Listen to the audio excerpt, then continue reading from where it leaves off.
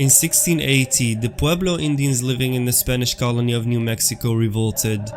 They forced the Spanish out of the region, took control of an enormous number of Spanish horses, and began a lucrative horse trade. The trade in horses moved north from New Mexico, following well-worn indigenous trading routes that moved along the eastern edge of the Rocky Mountains, at the point where the mountain region gradually melted into the Great Plains. Because horses were not found in the Americas before European contact, the indigenous peoples living in the middle of what would later become the United States had not yet encountered the animals. The introduction of horses was a revolutionary moment. Tribes who gained access to horses gained immediate and profound advantages in their ability to travel great distances, engage in more extensive trade, hunt, and wage war. Within a decade, this indigenous horse trade reached the Shoshone peoples living where the Great Plains sweep through modern-day Wyoming and Montana. Bison hunting was at the center of Shoshone life, and horses made the hunt far easier. However, trading in goods that came from Spanish territories also exposed the Shoshone to diseases that were widespread across the massive interconnected landmasses of Africa, Europe, and Asia, but that had never existed before in the Americas, and which Native Americans thus had no immunities to. As the Shoshones fell prey to the kind of contact-induced epidemics that killed millions of Native Americans, a large group splintered off and headed south along the eastern edge of the Rocky Mountains, following the flow of horses to its source in New Mexico. This group was probably seeking to escape the epidemic, but it also appears they were seeking to establish themselves within the horse trade that had such clear potential to revolutionize indigenous America. As they approached the source of horses in New Mexico, they formed an alliance with the Utes, after which Utah is named. The Utes had long raided horses from the Spanish, who had recently reconquered New Mexico, and they shared their expertise in how to use them in war, hunting, trade, and travel. Over the next generation, the two allied tribes raided so many horses from the Spanish in New Mexico that the settlers no longer had enough horses to mount a defense. The Spanish were soon cursing the new group from the north as Comanches, the Ute word for enemy.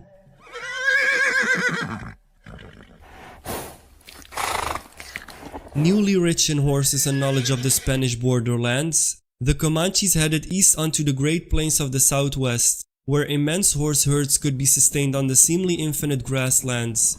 Once on the plains, the Comanche herds grew rapidly. Their horses allowed them to hunt bison with great effectiveness, and the Comanche soon realized that if they focused all their energies on hunting bison and expanding their herds, that they could dominate the regional trade in horses, bison hides, and bison meat. Knowing that they could trade these goods for all the food they needed, the Comanche turned away from farming and foraging in order to focus exclusively on horses and bison. In their effort to monopolize the horse and bison trade and eliminate trade competition, especially for the food sources they relied on, the Comanches went to war against their main competitor on the southern plains, the Apache.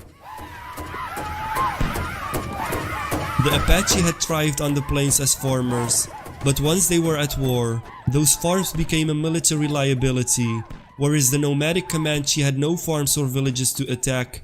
The Apache had to defend the places where they were rooted, and which they counted on for food and shelter. By sweeping into Apache villages in the dark of night, destroying their food storages, killing their livestock, burning their homes, and quickly disappearing into the night, the Comanche wore down their competitors on the plains. They combined this type of swift guerrilla-style attack with massive frontal assaults that focused on killing as many Apache men and enslaving as many women and children as possible. Following a practice that was widespread amongst indigenous peoples in the region, some of these slaves were sold on the New Mexican slave markets, while others were adopted or married into families and eventually became Comanches themselves. By 1740, the Apache had been forced out of the plains regions of modern-day New Mexico, Colorado, Kansas, and Oklahoma. Some fled further south onto the plains of Spanish Texas, while others moved to the Rio Grande area and the contemporary US-Mexican border region. In return, the Comanches received manufactured French products, including iron axes, metal-tipped arrows and lances, and most importantly guns that were superior to anything made by the Spanish. The Comanche then used this superior firepower to raid Spanish-controlled New Mexico for horses, which they then sold to the French, who then gave them more weapons.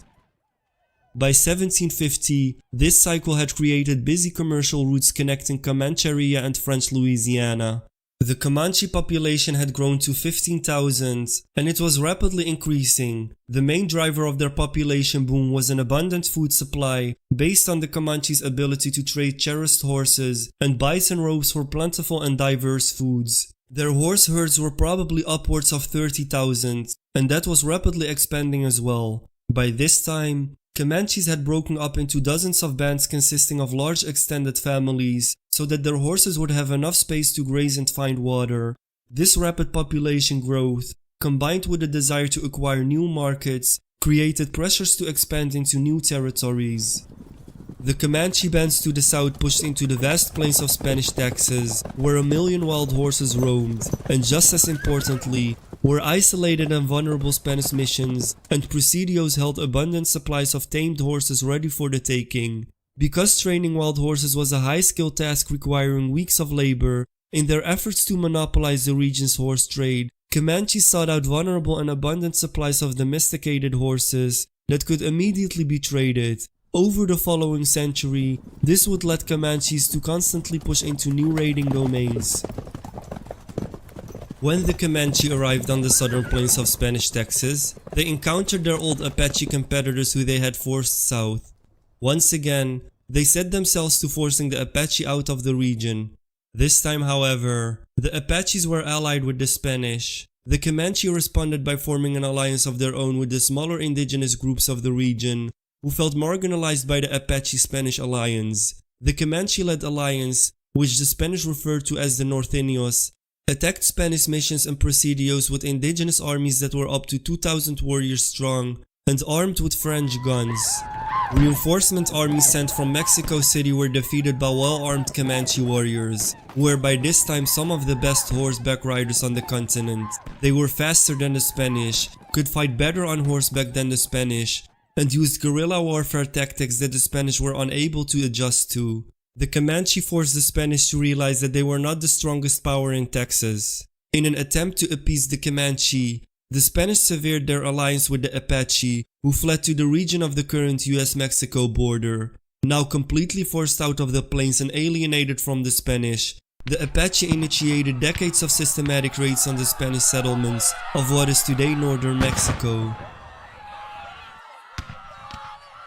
In 1763, however, the Spanish saw their luck turn around, or so they thought. In that year, the French were forced to turn over the Louisiana territory to Spain after suffering defeats in the 7 Years' War. With the French gone, Spain assumed the Comanches would lose their access to guns, gunpowder, and ammunition. They assumed that Comanches would be forced to turn to the Spanish for European manufactured goods, and would be forced to cease their raiding in order to build better trade relations with Spanish territories, in order to gain access to those goods. The Spanish further assumed that once the Comanches ceased their raids, that they would be able to strengthen their colonies in New Mexico, Texas, and Spanish Louisiana, thus hemming the Comanche into the west, south, and east. The Comanche, however, had other ideas. By this time, they had dominated the entire portion of the Great Plains that was suitable for breeding and racing horses. On the northern plains, the winter were too cold for baby horses to survive, which made breeding impossible. Even on the central plains just north of Comancheria, winter blizzards could sometimes freeze entire herds. The Comanches understood that their northern neighbors required an endless stream of new horses if they wished to survive economically and militarily, and Comanches set out to supply them. By providing horses to the indigenous peoples of the northern plains who traded with British Canada, the Comanche also secured access to British markets and British guns. Meanwhile, Spain found itself unable to control the borders of Spanish Louisiana, and French and British smugglers with an interest in weakening Spain pushed into the prime trading region of the lower Mississippi. The Comanche were soon receiving mass amounts of guns from the north as well as the east. One record reveals 17 horseloads of guns during a single trade deal. Whereas the Spanish had hoped to hem the Comanches in on 3 sides and cut off their access to guns in 1763, in 1767, a Spanish report warned that the Comanches were better armed than Spanish troops. By the 1770s, the Comanches were selling coveted British and French manufactured goods at the trade fairs in New Mexico. Instead of the Comanches turning to the Spanish for manufactured goods, Spanish settlers now turned to the Comanche. However, such trade was not the Comanche's top priority. That was providing horses to the Plain Indians, the French, and the British. And the New Mexicans had plenty of horses. Having freed themselves from any dependence on the Spanish markets of New Mexico, Comanches now sought to bend the Spanish colony to their own purposes.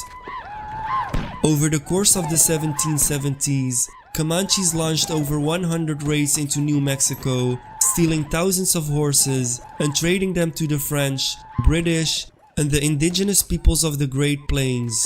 Comanche raiding parties also sought to systematically weaken the Spanish colony by destroying ranches, farms, food storages, irrigation systems, and slaughtering entire herds of livestock. Their destruction was strategic. By depriving New Mexico of resources, food, and its ability to be productive, the Comanche made New Mexicans dependent on Comanche trade, even as Comanches assaulted them. At the same time, they always made sure to leave ranches and farms with just enough resources to replenish their horse herds, so that they could be raided again in the future.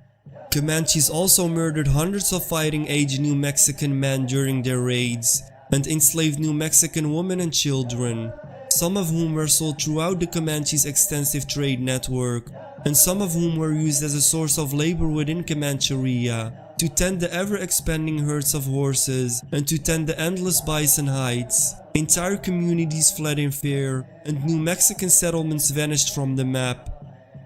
By 1780, only the capital of Santa Fe remained untouched, but the city was overflowing with refugees.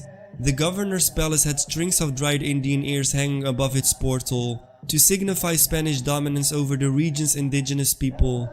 But indigenous peoples who had once feared the Spanish now gravitated towards Comanche alliances and markets, and spoke more of the Comanche language than Spanish.